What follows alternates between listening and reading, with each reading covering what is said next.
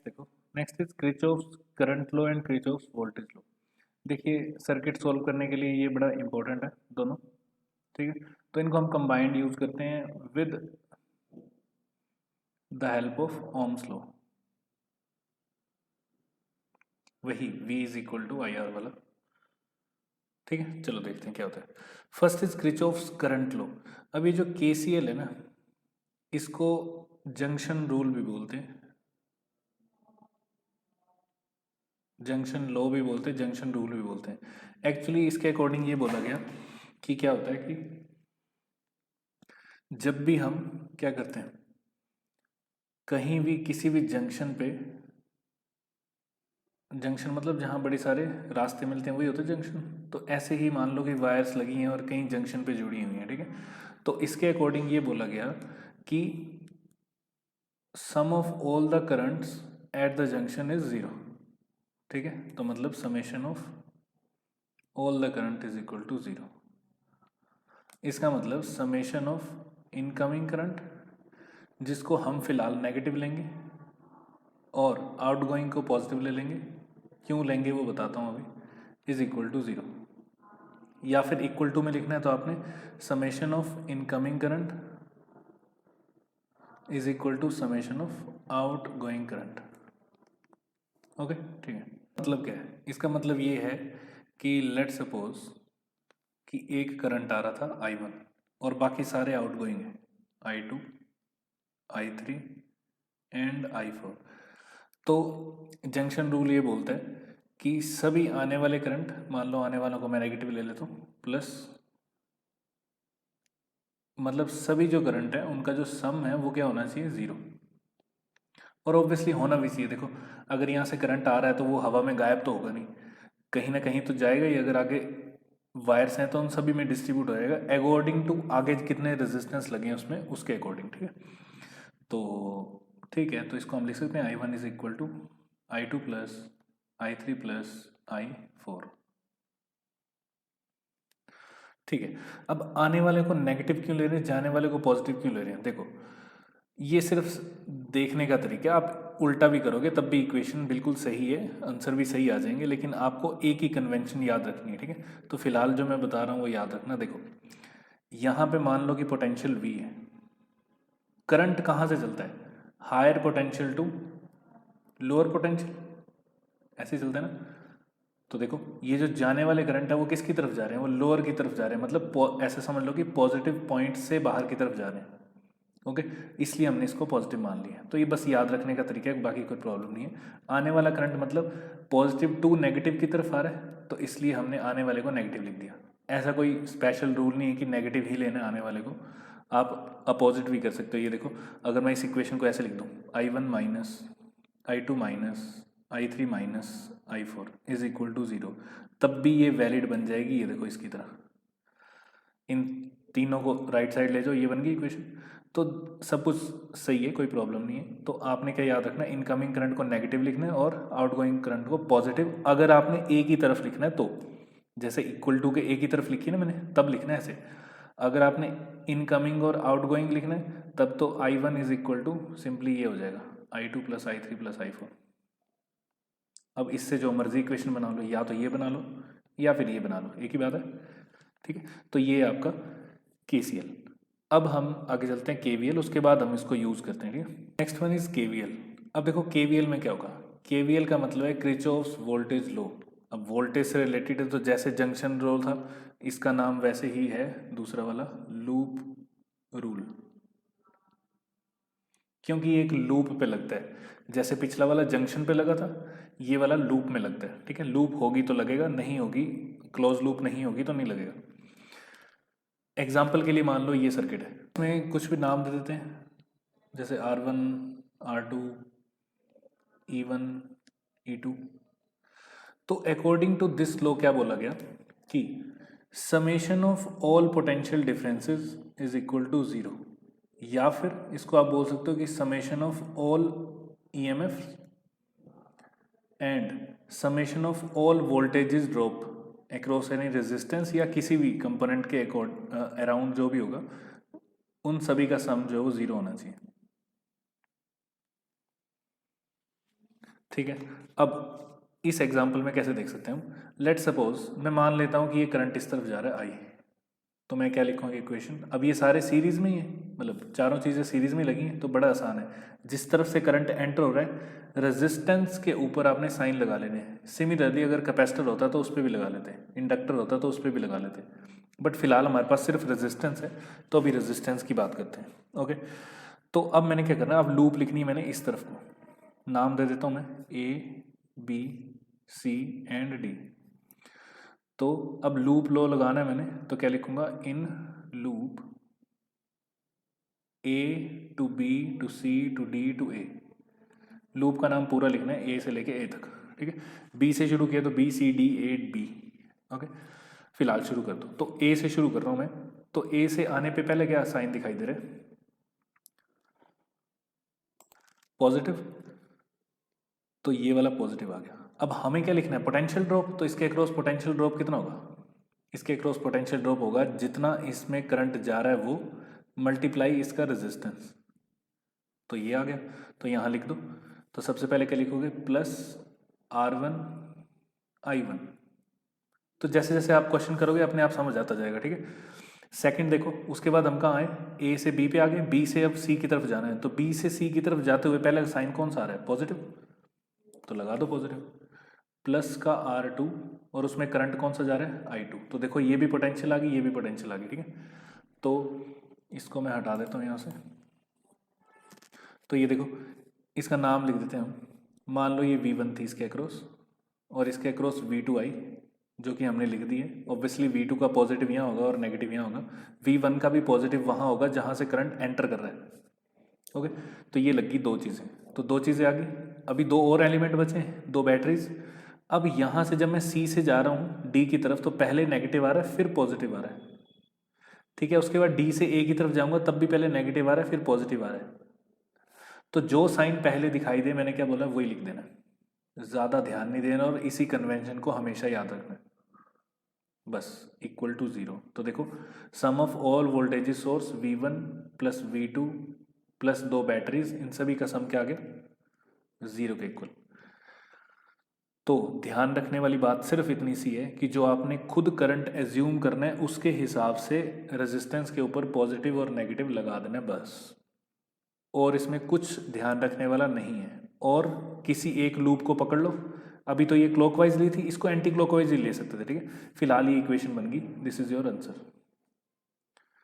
Same question को मैं दूसरी तरफ से कर देता हूँ। लेट सपोज कि मैंने एंटी क्लॉकवाइज लेना होता तो, ठीक है, तो मैंने क्या करना है, करंट एंटी क्लॉकवाइज लेना है। तो करंट एंटी क्लॉकवाइज लूंगा तो सारे साइंस चेंज होने वाले, क्योंकि करंट ही एंटी क्लॉकवाइज है। तो जब करंट एंटी क्लॉकवाइज है तो एंटर भी एंटी क्लॉकवाइज ही करेगा। तो ठीक है, दूसरा वाला केस मैं लिख देता हूँ, येलो से लिख देता हूँ। अब मेरे को इस तरफ से चलना है, इस तरफ को, और करंट को भी मैंने इसी तरफ एज्यूम कर लिया है, I1 या आई ले लेते हैं, अच्छा I2 लिख लो, पहले वाला I1 था, ठीक। अब I2 करंट जा रहा है एंटी क्लॉकवाइज। ये जो बीच का आपने एरो लिया ना, ये लूप का नाम दे दो कुछ भी, तो ये जो एरो है इस पे कुछ डिपेंड नहीं कर रहा है, ये जहां मर्जी लोगे, साइन आपने पहला वाला ही देखना है, आपको बस साइन लगाने इस वाले करंट की वजह से जो आपने खुद एज्यूम किया है। तो देखो करंट इस तरफ से एंटर हो रहा है, तो R2 के नीचे पॉजिटिव होगा, ऊपर नेगेटिव होगा, obviously higher potential to lower. तो क्योंकि रेजिस्टेंस क्या करता है, वोल्टेज ड्रॉप करवाता है, ड्रॉप करवाता है मतलब कम करवाता है, तो इस तरफ ज़्यादा होगी और इस तरफ कम होगी, ऊपर की तरफ, ठीक है। सिर्फ इस केस की बात कर रहा हूँ। तो ये आ गया V2 आपका, V2 के साइन भी ऐसे ही होंगे, इस तरफ पॉजिटिव इस तरफ नेगेटिव। सिमिलरली अब करंट कहाँ से जा रहा है, B टू A जाएगा, B टू A एंटर करेगा तो B की तरफ पॉजिटिव, A की तरफ नेगेटिव। यहाँ पे भी ये पोटेंशियल क्या आ गई, V1, और V1 का पॉजिटिव होगा B की तरफ और नेगेटिव होगा A की तरफ। इसके अलावा जितनी भी आपको वायर्स दिख रही हैं वो सिंगल वायर्स ही हैं, ठीक है। अच्छा, उसको मैं बाद में बताता हूँ, पहले यहाँ देख लो, ये लूप लग गया। अब आपने लूप का नाम लिख दो। अब लूप किस तरह लगा रहे हो, अब लगा रहे हो इन लूप। अब लूप का नाम लिख दो एंटी क्लॉकवाइज वाला, तो कुछ भी नाम लिख दो, कहीं से भी शुरू कर दो। लेट सपोज मैं डी से शुरू कर देता हूँ, D C B, फिर A पे जाएंगे, फिर वापस D पे आएंगे और ये लूप खत्म होगी। बस इक्वेशन लिख दो। अब देखो डी से जब चल रहे हैं सी की तरफ तो पहले क्या आ रहा है ई, और ई का पहले साइन कौन सा दिख रहा है इस तरफ से आते हुए पॉजिटिव, तो पॉजिटिव लिख दो प्लस E1। उसके बाद फिर सी टू बी जा रहे हैं, सी टू बी आते जाते हुए रेजिस्टेंस के ऊपर पहला साइन कौन सा दिखाई दे रहा है पॉजिटिव, तो पॉजिटिव लिख दो पॉजिटिव R2I2। फिर उसके बाद बी टू ए जा रहे हैं, तो बी टू ए जाते हुए कौन सा साइन दिख रहा है पहले पॉजिटिव, तो पॉजिटिव R1I2। जो करंट जा रहा है वही नाम लिखना है, ठीक है। तो सीरीज है तो करंट I2 ही है। ये जस्ट हमने मेथड दूसरा वाला यूज़ किया इसलिए नाम I2 दे दिया, ठीक है, बाकी कुछ नहीं है। आप जो मर्जी नाम दे दो, आई को P दे दो, Q दे दो, कुछ भी दे दो, नाम ही तो दे रहे हैं, ठीक है, बस आंसर सही होना चाहिए। अच्छा ठीक है, I2 आ गया, R1I2 आ गया। उसके बाद यहाँ से देखो, यहाँ से हम नीचे को जा रहे हैं, नीचे को जा रहे हैं तो पहला साइन कौन सा आ रहा है बैटरी का पॉजिटिव, तो प्लस का E2 आ गया इज इक्वल टू 0। तो अब अगर आप ध्यान से देखोगे तो अब जो करंट आएगा वो इस वाले करंट से उल्टा होगा। क्यों? क्योंकि हमने करंट की डायरेक्शन खुद चेंज की है, ठीक है। तो लेट सपोज कि अगर इसमें जो आंसर आया वो करंट का आंसर आता 4 एम्पियर, तो इसमें आंसर आता -4 एम्पियर, लेकिन आता 4 ही, क्योंकि एलिमेंट सेम है, रेजिस्टेंस सेम है, बैटरीज सेम है, और उनके अक्रॉस वोल्टेज ड्रॉप भी सेम ही है, बस डायरेक्शन ऑफ करंट चेंज हुई है, इसलिए सिर्फ इतना सा फर्क होता। तो आई थिंक ये समझ गए होंगे। अब एक एग्जांपल लेते हैं और। तो पहले तो ये सर्किट देखो, ये सारे सर्किट बिल्कुल सेम है, इन सर्किट को कैसे भी बनाया जा सकता है, ठीक है। बस आपको क्या करना है, आपको बस ये देखना है कि आप कुछ उल्टा ना कर दो। उल्टा मतलब कि ऐसा ना हो कि 10 वोल्ट ऐसे कनेक्टेड है तो इसको पलटा दिया, पलटना नहीं है। ये देखो 10 वोल्ट के पॉजिटिव टर्मिनल के साथ कौन लगा है 1 ओम लगा है, और उसके दूसरे टर्मिनल के साथ कौन लगे 1 के 4 ओम लगे, और 4 के दूसरे टर्मिनल के साथ वापस बैटरी का नेगेटिव टर्मिनल। हमेशा यही रहना चाहिए। फिर उसके बाद सर्किट में आप इनको जहां मर्जी लगा दो, कोई फर्क नहीं पड़ता है।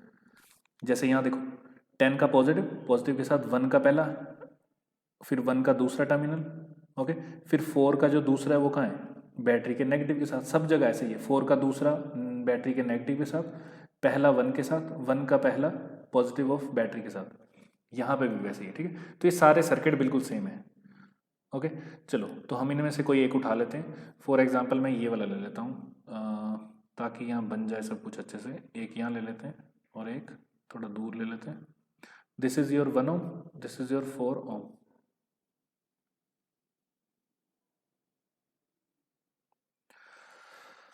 अब देखो, अब आपको इतना तो पता है कि इनके अक्रॉस जो वोल्टेज ड्रॉप होने वाली है वो 1:4 में होगी, ठीक है। पिछली क्लास में आपने देख लिया होगा वो। तो ये पॉजिटिव ये नेगेटिव, तो 1:4 में होने वाली। तो पहले तो वोल्टेज हम ऐसे ही निकाल लेते हैं और करंट भी निकालते हैं। करंट क्या होगा, करंट आएगा इसमें टोटल बैटरी की potential divided by total resistance.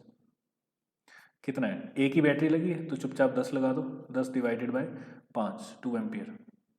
अब ये 2 एम्पियर दोनों पे जाएगा तो V2 कितना आ जाएगा 2 ohm into 2 ampere is equal to 4, sorry 1 है सॉरी, 2 1 जा 2 वोल्ट पहले के पास।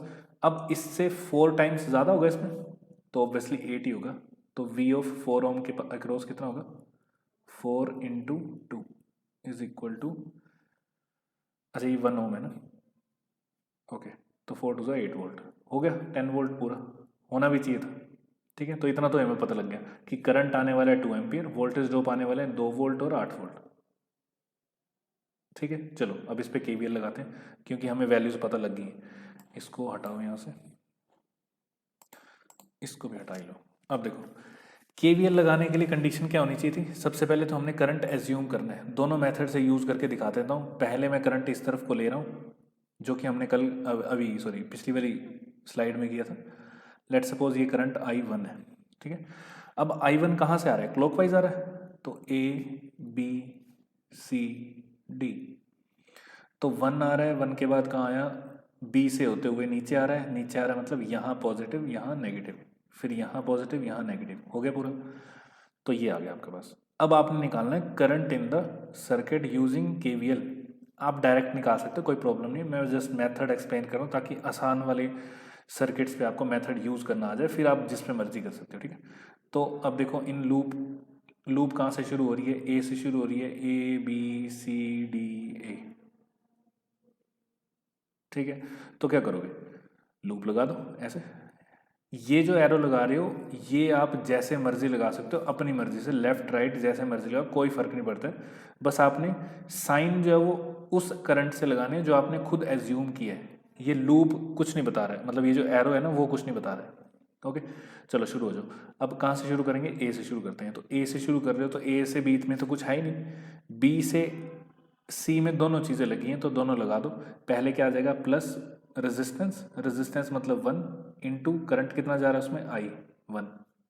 उसके बाद +4, प्लस का साइन आ रहा है, पहले प्लस का साइन फिर यहाँ भी प्लस का साइन, तो दोनों प्लस में ही आ जाएंगे। तो +4 इंटू I1। उसके बाद जब यहाँ बी से गए हम सी पे, सी से डी पे, डी से ऊपर की तरफ चढ़ रहे हैं तो पहले क्या कौन सा साइन आ रहा है, नेगेटिव। तो -10 = 0। तो सिंपली यहाँ क्या आ जाएगा, 5I1 = 10, I1 = 2 एम्पियर। और ये आना भी चाहिए था, हमें पता है। अब आप V × IR करके भी निकाल सकते हो। तो देखो V अक्रॉस 1 ओम क्या होगा, R1 × I1, जो भी I उसमें जा रहा है, तो 1 × 2 तो आगे 2 वोल्ट। तो जिससे मर्जी निकालो, रेशियो मेथड से निकालो, जैसे मर्जी निकालो, ये तो छोटा सा सर्किट था, ठीक है। तो आपने KVL KCL की हेल्प तब लेनी है जब आपके पास ज़्यादा बैटरीज लगी होंगी, एक से ज़्यादा। अगर एक ही बैटरी है तो आप आराम से कर सकते हो सिंगल उससे, ठीक है। या फिर आपके पास लूप्स बड़े ज़्यादा हो जाए तब आपने KVL KCL अप्लाई करना है। ऐसे सिंगल बैटरी और सिंगल सर्किट सिंगल लूप के लिए नहीं यूज़ करना है, ठीक है। तब तो आ ही जाएगा आंसर आसान से, तब आप जो मर्जी मेथड यूज़ कर लो। चलो ये हो गया आपका लूप। अब देखो दूसरी साइड से लगा के दिखा देता हूँ। दूसरी साइड से मैं लगा रहा हूँ ब्लू कलर से, तो ये आ गया स्काई ब्लू इस तरफ को, ठीक है। अब इस तरफ को चलना है तो मैं कहाँ से चलूँगा, मान लो डी से चलता हूँ, डी सी, तो लूप कौन सी आ गई, इन लूप DCBAD। डी से शुरू किया, डी से सी में कुछ नहीं है। सी से जब मैं ऊपर की तरफ जा रहा हूँ, तो सी से ऊपर की तरफ जा रहा हूँ तो पहले कौन सा साइन आ रहा है, माइनस। तो देखो -4 × I1, ठीक है। अब I1 को मैंने पलटा दिया, दूसरी नहीं, ऐसा I1 को वहीं रखा है, सिर्फ लूप चेंज कर दिया ना। तो अब देखो इसमें सिर्फ लूप चेंज किया है, करंट की डायरेक्शन चेंज नहीं की हमने, है ना। तो मतलब लूप लिखने का तरीका चेंज किया, सिर्फ करंट की डायरेक्शन चेंज नहीं किए। तो करंट अभी भी 2 एम्पियर ही आने वाला आंसर।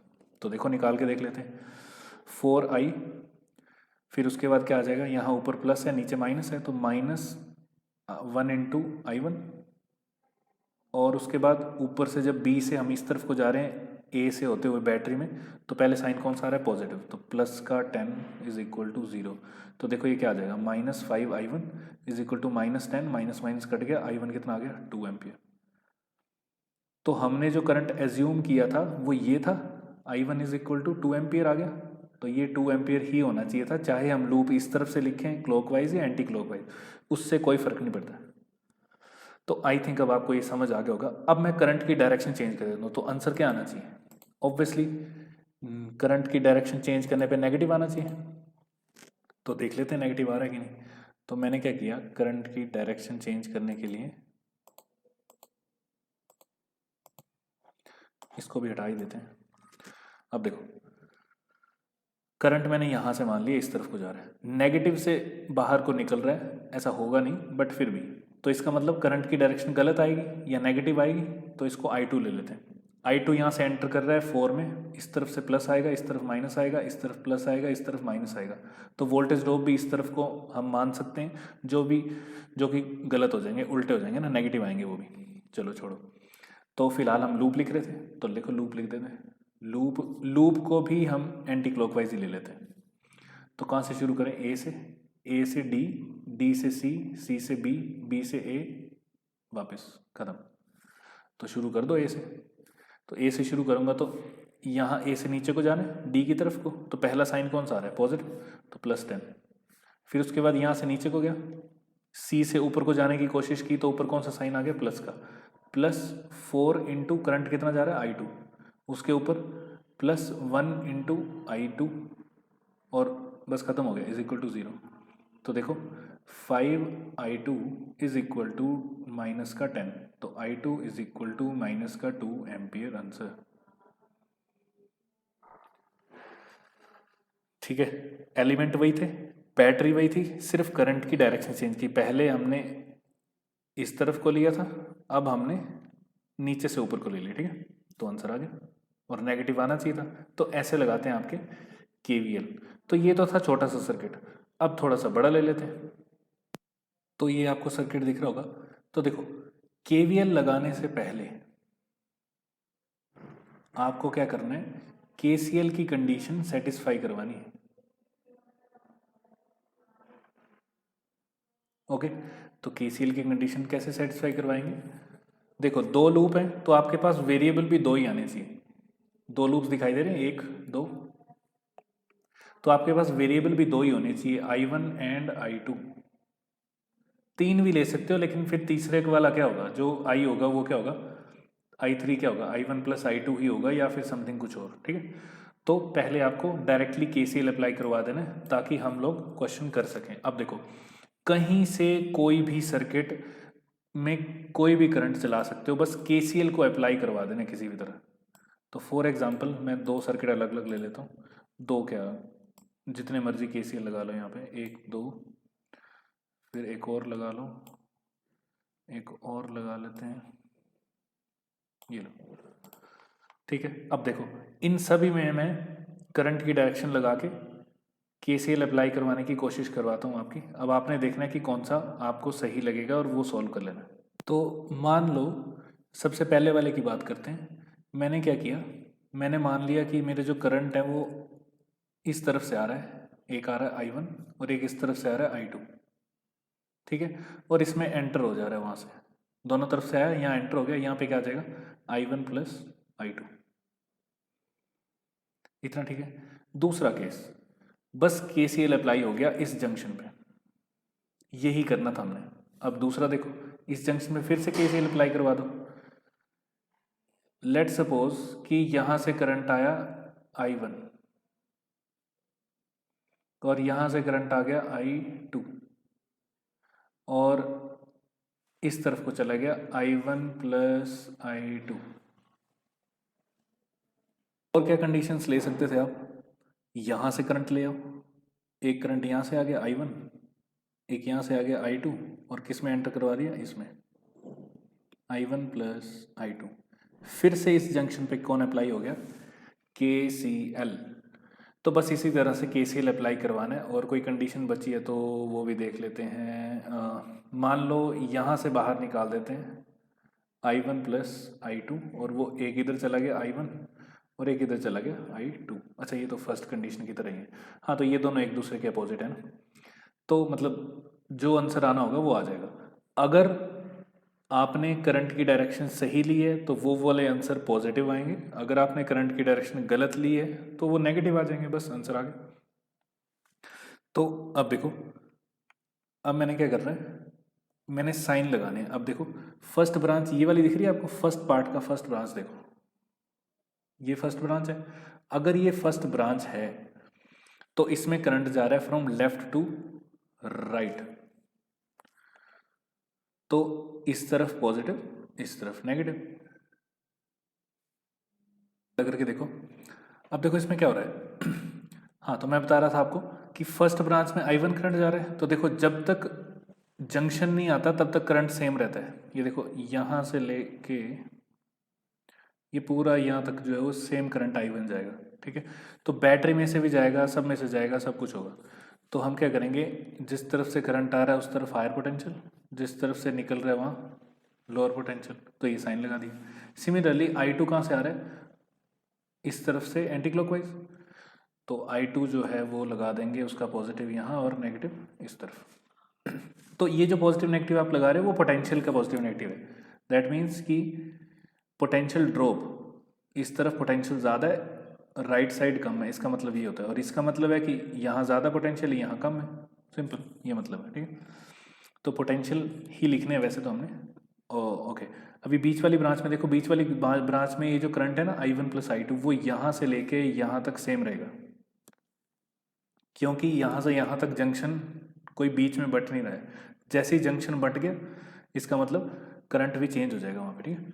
तो फिलहाल ऊपर से आ रहा है करंट, तो ऊपर पॉजिटिव और नीचे नेगेटिव। बैटरी को आप कुछ नहीं करोगे, बैटरी के पॉजिटिव नेगेटिव वैसे ही रहेंगे जैसे क्वेश्चन में दिए होंगे।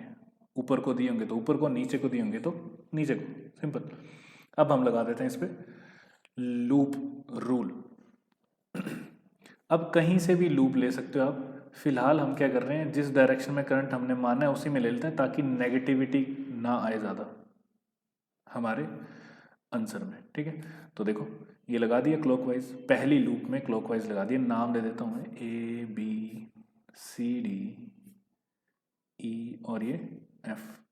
तो लूप का नाम क्या हो गया, लूप का नाम हो गया A से B तक जाना है हमने, फिर B से E पे जाना है, E से F पे जाना है और वापस A पे आना है। तो ये लूप है, तो ये लूप आपको दिखाई दे रही होगी। अब इसी पे आपने रूल लगाना है, ठीक है। तो देखो इस वाले टर्म को मैं ऐसे नहीं बना रहा हूँ, अब मैं इसको ऐसे बना रहा हूँ। यहाँ से चलेंगे, कहीं से भी चल लो, ऊपर से नीचे से जैसे मर्जी, ये ऐसे चलेंगे, ठीक है। तो फिलहाल सबसे पहले हमने A से शुरू करना है, तो A से इस तरफ को आ रहे हैं। तो देखो A से B की तरफ आए तो पहले साइन कौन सा है, पॉजिटिव। आपने वायर के ऊपर चलना है ना, तो वायर के ऊपर पॉजिटिव साइन आया है, पॉजिटिव साइन आया है। और वहाँ पे है क्या, रेजिस्टेंस लगा है, रेजिस्टेंस इनटू करंट वोल्टेज, तो पोटेंशियल ही लिखना है हमने। तो V is equal to IR लगाना पड़ेगा। तो देखो सबसे पहले आ जाएगा 1 ओम, जो कि प्लस का साइन दिख रहा है हमें पहले, इंटू I1, सिंपल।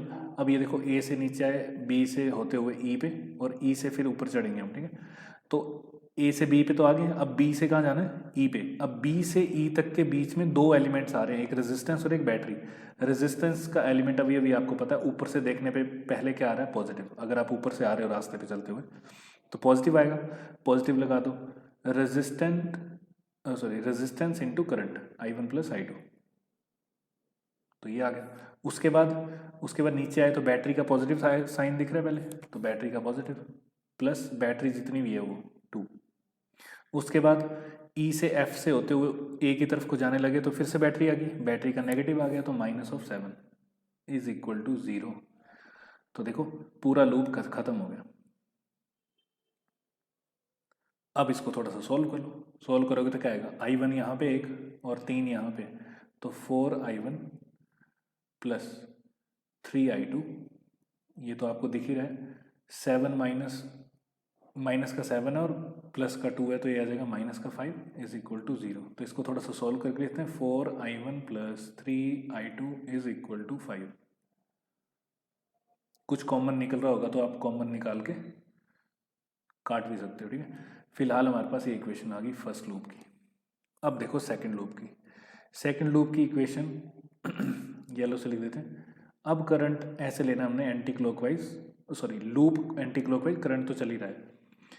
तो कहाँ से शुरू किया जाए, सेकंड लूप की इक्वेशन में यहाँ लिख रहा हूँ loop 2, this is second loop.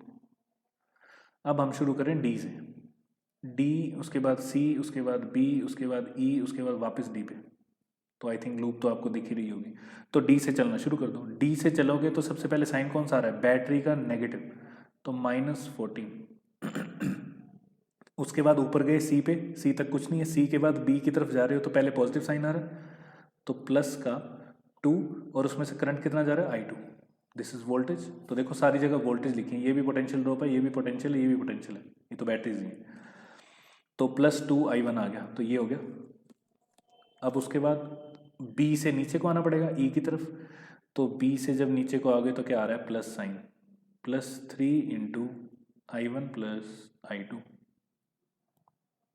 उसके बाद क्या आ रहा है, उसके बाद 2 वोल्ट की बैटरी का पॉजिटिव साइन आ रहा है, देखो ऊपर से। तो लिख दो फिर, क्या लिखोगे, +2 is equal to 0। All drops and EMF का सम इज इक्वल टू 0।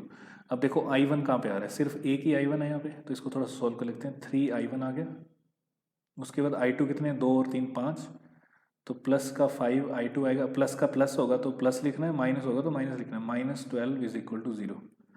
ये 14 और 2 को सोल्व कर दिया, ठीक है। तो ये इक्वेशन बन गई। एक और इक्वेशन क्या बन गई, 3I1 plus 5I2 is equal to 12। अब आपने इनको एलिमिनेशन मेथड से यूज़ कर लेना है और सॉल्व कर लेना है। ये सेकंड इक्वेशन आ गई। अब दो इक्वेशन आ गई, इनको सॉल्व कर लेते हैं। देखो, अब एलिमिनेशन मेथड से सॉल्व कैसे करते हैं? एलिमिनेशन मेथड का मतलब होता है किसी चीज़ को एलिमिनेट करो, दूसरे का आंसर आ जाएगा, फिर उसके बाद तो जैसे मर्जी सॉल्व कर लो, ठीक है। तो एलिमिनेट करवाना है हमने, तो सबसे पहले तो एलिमिनेट करवाने के लिए एक कंडीशन होनी चाहिए कि कोई भी एक कोफिशिएंट, दोनों में से किसी भी एक का कोफिशिएंट सेम होना चाहिए। तो अगर आपको आता है तो बड़ी अच्छी बात है, आंसर आ जाएगा अपने आप। नहीं आता है तो आपने क्या करना है, जो भी फर्स्ट वाला दिख रहा होगा ना उसका कोफिशिएंट इक्वल करवा दो। अब कोफिशिएंट इक्वल कैसे करोगे? यहाँ तो 4 है, यहाँ 3 है, तो ऊपर वाले को 3 से मल्टीप्लाई कर दो, मतलब नीचे वाले के कोफिशिएंट से, और नीचे वाले को ऊपर वाले के कोफिशिएंट से मल्टीप्लाई कर दो। ओके, तो ये वाली इक्वेशन क्या बन जाएगी? येलो वाली इक्वेशन मैं येलो से ही लिख रहा हूँ।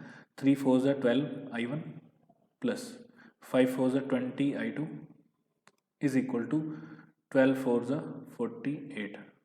ओके, दूसरी कंडीशन वाइट वाली है, तो वाइट वाली लिख लेते हैं इक्वेशन। वो कितना आ रहा है? वो भी 12 I1। यही तो सेम करवाना था, और होना भी चाहिए। नहीं आएगा तो फिर करो कुछ और। तो 3 3 ज़ा 9 I2 इज इक्वल टू 5 3 ज़ा 15। अब कर दो इसको माइनस, मतलब साइन चेंज करने। अगर ऑलरेडी साइन चेंज होंगे तो बड़ी अच्छी बात है, फिर आपने साइन चेंज नहीं करने। लेकिन अगर नहीं है तो आपको साइन चेंज करने। नेगेटिव होगा तो पॉजिटिव लिख देना, पॉजिटिव होगा तो नेगेटिव लिख देना। अब आपने ये वाले साइन यूज़ नहीं करने इसके, ठीक है। अब जो आपने नए साइन लगा लिए उनके हिसाब से इसको सॉल्व कर देना है। तो ये दोनों कट जाएंगे, एक प्लस का एक माइनस का, क्या बचा? 20 में से 9 गए 11 I2 इज इक्वल टू 8 में से 48 में से 15 चले जाएंगे, तो कितना बच जाएगा? यहाँ बच गया 3 और यहाँ पे भी 3, तो I2 कितना आ गया? I2 आ गया आपका 3 एम्पियर। तो इसका मतलब जो भी आपने I2 सर्किट में लगाया हुआ था वो बिल्कुल सही लगाया है। इसका मतलब उसकी डायरेक्शन वैसी ही है जैसी है। तो ये देखो I2 कौन सा? ये वाला। तो इसका मतलब इस ब्रांच में करंट इसी तरफ को जा रहा है, और कितना जा रहा है? 3 एम्पियर। इतना ठीक है। अगला देखते हैं। अब ये तो निकला है, इसको उठा के छोटी वाली इक्वेशन में डाल दो जिसमें आपको वैल्यू छोटी दिखाई दे, या किसी में भी डाल दो, कोई फ़र्क नहीं पड़ता है। तो मैं इसको उठा के पहली वाली इक्वेशन में डालता हूँ, ये जो डब्बे के अंदर लिखी है। तो वैल्यू डाल दो, I2 की वैल्यू डालनी है, ठीक है। तो 4I1 is equal to 5 minus 3 into I2, ये आ गया 3। तो देखो I1 4 is equal to 5 minus 9, I1 is equal to minus का 1 बचा एम्पियर। इसका मतलब जो हमने I1 की डायरेक्शन लगाई थी वो गलत लगाई है, उसकी डायरेक्शन अपोजिट होनी चाहिए थी। तो हमने I1 की डायरेक्शन कैसे लगाई थी? From F to A to B। ये देखो ऊपर को लगाई है, ये ऊपर को नहीं होगी, इसमें करंट नीचे को आ रहा है, लगे पता। और बीच वाली ब्रांच में I1 प्लस I2 है, तो वो भी कर लेते हैं। तो इन दोनों को इकट्ठा कर दो, I1 plus I2 is equal to -1 plus 3 is equal to 2 ampere. तो इसका मतलब जो हमने I1 प्लस I2 लगाया वो भी बिल्कुल सही है, उसकी डायरेक्शन भी वही है जो है हमने लगाई, तो नीचे को आ रहा है। इसका मतलब वो जो जंक्शन था उस पर क्या बन गया? उस पर ये बन गया 3 एम्पियर इस तरफ को आया, 2 एम्पियर इस तरफ चला गया, और 1 एम्पियर इस तरफ चला गया। इतना ठीक है। तो इसका मतलब कि अगर आप ये वाली कंडीशन लोगे ना, अच्छा ये कंडीशन हमने ली नहीं है, ओके। तो फिलहाल यहाँ ली नहीं है। अगर आपने करंट बिल्कुल वैसे लिए होते जो हमें वहाँ दिखाई दे रहे हैं, मतलब कि ऐसे,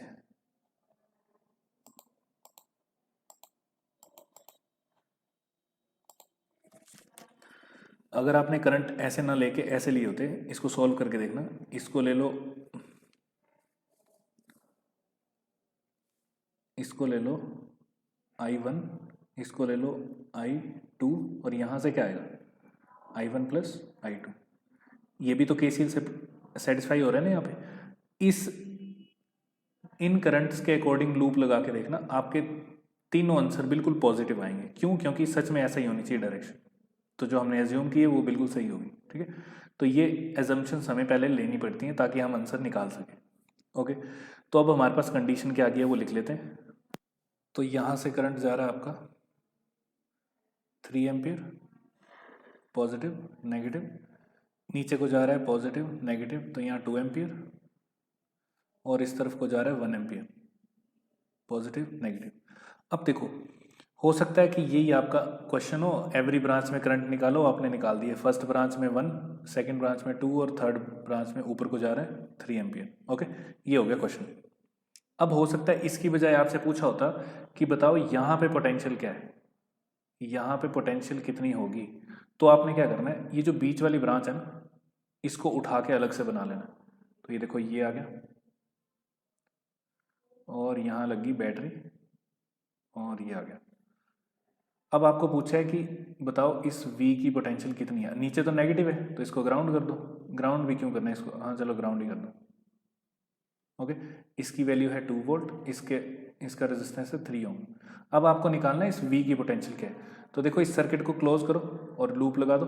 क्लोज कैसे करोगे, ये जो V है ना, अगर कहीं पे भी ऐसा लिखा है, जैसे मान लो कि ये रेजिस्टेंस है और यहाँ कोई बैटरी लगी है और उसके बाद फिर यहाँ पे कुछ लगा है, तो इसका मतलब होता है, मान लो यहाँ मैंने लिख दिया A, तो इसका मतलब यहाँ पे क्या है, यहाँ पे एक बैटरी लगी है जिसका पोटेंशियल A है और वो पॉजिटिव है, तो ये VA बैटरी लगी है। इसका मतलब ये होता है, अगर मान लो मैं यहाँ लिख दूँ -3, तो इसका मतलब यहाँ एक बैटरी लगी जिसका नेगेटिव टर्मिनल इस तरफ लगा है, पॉजिटिव दूसरी तरफ लगा है, तो ये 3 वोल्ट की बैटरी लगी ऐसे उल्टी। लगे पता, तो अगर -3 लिखा है तो उसका मतलब है बैटरी ऐसे लगा दो। ठीक है, तो ये मतलब होता है। चाहो तो इसको अलग से बना के देख लेते हैं एक बार, छोटा सा 2 एग्जांपल लेके। ये रेजिस्टेंस आया और ये आ गई आपकी कोई बैटरी आ गई, और ये ठीक है, यहाँ लिखा है +2 वोल्ट और यहाँ लिखा है -4 वोल्ट। तो इसका मतलब क्या होगा, इसका मतलब होगा कि यहाँ पे पॉजिटिव प्लेट लगी है बैटरी की, उसके बाद ये बीच वाला रेजिस्टेंस आ गया, ये बैटरी आ गई जो है ये, और इस तरफ बैटरी का नेगेटिव पोटेंशियल लगा है और इस तरफ पॉजिटिव लगा है। ये दोनों एक जैसे सर्किट है। क्योंकि ये लूप नहीं है तो हम लूप लो नहीं लगा सकते, लेकिन इसको क्लोज कर दो, ये देखो ये क्लोज हो गया। ठीक है, अब यहाँ पे क्या है, यहाँ पे ये बैटरी बन गई 4 वोल्ट की। ये जितनी भी दी थी आपको वो, ये जितना भी दिया था R और ये दिया था आपको 2, तो ये 2 वोल्ट की बैटरी। अब इस पे लूप लो लगा सकते हो आप, तो आंसर अपने आप आ जाएगा। ठीक, तो यहाँ पे भी हम वही करने वाले हैं। तो इस V का मतलब क्या होगा, इस V का मतलब होगा कि यहाँ पे एक बैटरी लगी है जिसका पॉजिटिव टर्मिनल यहाँ लगा है और नेगेटिव इस तरफ लगा है, और नेगेटिव को हमने क्या कर दिया, दूसरे नेगेटिव से जोड़ दिया। ओके, अब इसकी पोटेंशियल कितनी है V, क्योंकि ये V पॉजिटिव था तो यहाँ पे पॉजिटिव लगा दिया, पॉजिटिव बैटरी इस तरफ, नेगेटिव इस तरफ, नेगेटिव नेगेटिव से कनेक्ट हो गया, सर्किट कंप्लीट हो गया। अब आपको निकालनी है इस V की वैल्यू। ठीक है, तो क्या करोगे, मान लो कि करंट ऐसे जा रहा है I, करंट अगर ऐसे जा रहा है और उस करंट की वैल्यू हमें ऑलरेडी पता है कि इसमें से करंट कितना जा रहा है, वो है 2 एम्पियर। तो क्या करोगे, लगा दो लूप लो। अब हमें V भी पता नहीं है, तो देखो -V, ऊपर से शुरू करेंगे -V, फिर उसका करंट नीचे को आ रहा है प्लस माइनस, प्लस का 3 × 2, फिर उसके बाद नीचे आए तो प्लस की बैटरी आई ऊपर, तो प्लस का 2 = 0। तो V को उस तरफ ले जाओगे पॉजिटिव हो जाएगा, V = 6 + 2 कितना होता है, 8 वोल्ट। ये आ गया 8 वोल्ट आंसर। अब ये आप किसी भी तरफ से निकाल सकते हो सकता है आपने इस ब्रांच की बजाय ये वाली ब्रांच ली होती तब भी यही आता। ठीक है, देखो 1 एम्पियर का करंट जा रहा है इसमें, तो 1 वोल्ट यहाँ आ गया और 7 वोल्ट ये, टोटल 8 वोल्ट हो गया। सिमिलरली यहाँ पे 3 एम्पियर करंट जा रहा है, 3 × 2 = 6, तो 6 उधर लगा हुआ है और उसकी पोटेंशियल ऐसे होगी पॉजिटिव नेगेटिव। चलो इसको भी देख ही लेते हैं एक बार। मान लो मैंने ये लास्ट वाली ब्रांच उठा ली, ये लग गया होगा आपको पता। अच्छा हाँ, इसकी बजाय आप डायरेक्टली भी ऐसे लिख सकते हो ना, कि मान लो अब आपको पता लग गया, आपने सॉल्व किए क्वेश्चन और आपको पता लग गया कि इस बैटरी का मतलब यही होता है। इस सर्किट को मैं ऐसे गिरा के बना रहा हूँ, ये बैटरी लगी है। अच्छा, ये तो सेम ही सर्किट था ना। ओके, यहाँ 0 है क्योंकि यहाँ 0 हमने मान लिया था नेगेटिव है।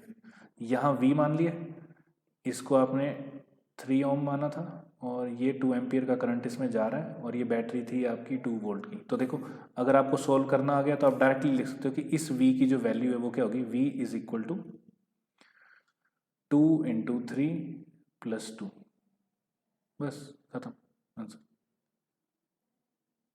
अगर ऐसे भी नहीं लिखना है तो एक और तरीका होता है, मतलब इसका नहीं, वैसे सॉल्व करने का। ये तो गलती से ज़ीरो था ना यहाँ पे, अगर ज़ीरो नहीं होता तो जैसे मान लो ये ए होता, यहाँ रेजिस्टेंस, यहाँ बैटरी, यहाँ पे बी लिख दिया होता, तो इसका मतलब था ए का पॉजिटिव लगा है, बी का भी पॉजिटिव लगा है, तो यहाँ पे लूप लो कैसे लगाओगे फिर? ये देखो बैटरी, अच्छा इसको लिख देता हूँ मैं 3 ohm, this is 2 ampere, 2 volt. Battery का नेगेटिव लगाया इस तरफ, समझ नहीं आया तो दोबारा दोबारा देखो। अब यहाँ बी पॉजिटिव का लिखा हुआ है, नेगेटिव तो नहीं लिखा है ना, इसका मतलब इस तरफ बैटरी की पॉजिटिव टर्मिनल लगा है, इस तरफ नेगेटिव लगा है। इस बैटरी का नाम वी भी दे देते हैं, इस बैटरी का नाम वी ए दे देते हैं। फिर से लूप लो लगा दो कि करंट उस तरफ को जा रहा है तो इसी तरफ को लगा दो। तो देखो क्या लिखूंगा अब इसमें, अब इसमें मैं फिर से वही लिखूंगा लूप लो लगा के, क्योंकि मैं इस तरफ से एंटर हो रहा हूँ तो नेगेटिव आ रहा है पहले, तो माइनस वी ए, फिर उसके बाद प्लस आएगा 3 इंटू 2, फिर प्लस का 2 बैटरी आ रही है, फिर उसके बाद प्लस का वी बी आ रहा है ना, तो प्लस का V B is equal to 0। इन दोनों की वैल्यू हमें निकालनी है, उसको लेफ्ट साइड ले जाओ, राइट साइड ले जाओ, तो क्या बन जाएगा ये V A minus V B बन जाएगा, that is equal to 8 volt, और होनी भी चाहिए थी 8 वोल्ट। अब बाय चांस यहाँ पे ये ज़ीरो है, तो इसका मतलब वी बी ज़ीरो है, तो वी बी ज़ीरो है तो वी ए ही निकलाएगा ना, वी ए माइनस ज़ीरो क्या होगा 8 वोल्ट, इसलिए हमारा answer directly V is equal to 8 volt आ गया था। अदरवाइज इक्वेशन ऐसे बनाते हैं, अगर आपको दोनों टर्मिनल की पोटेंशियल दी होगी तो, बाय चांस हमें ज़ीरो दी थी तो हमने पिछला वाला जो किया था वो किया था। तो ये भी लूप लो है, ये भी लूप लो है, ये डायरेक्टली आपने लिखना होता तब भी लूप लो ही होता। इतना ठीक है। अब आपको पता चल गया है, मान लो कि आपने बड़ी सारी प्रैक्टिस कर ली और आपको पता लग गया कि यहाँ पे पॉजिटिव होगा और यहाँ पे नेगेटिव होगा, तो आपने क्या करना है, इसी बैटरी को फिर ऐसे बना होगा। कोई भी सर्किट अगर आपके सामने ऐसे दे दिया जाएगा तो आप डायरेक्टली लिख सकते हो। ये देखो, this is B, this is A, this is 3, this is 2 ampere और ये 2 वोल्ट।